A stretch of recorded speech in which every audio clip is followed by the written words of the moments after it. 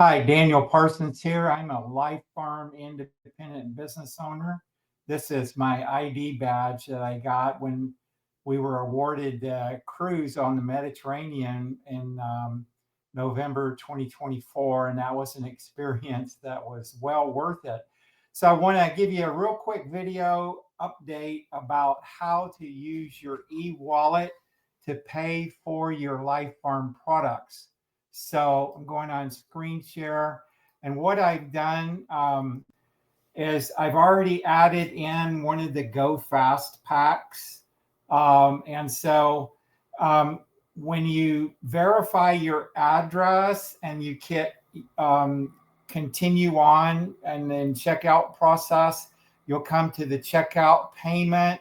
So the card that you have on file from your My Account page in LifePharm will be populated there, and you would just need to input your little CVV code if you want to pay with a credit card.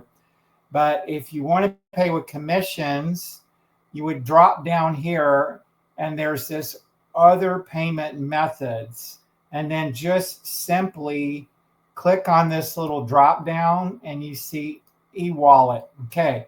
So I've just used up $660 something in my eWallet. So there's nothing in there. I made an order earlier today.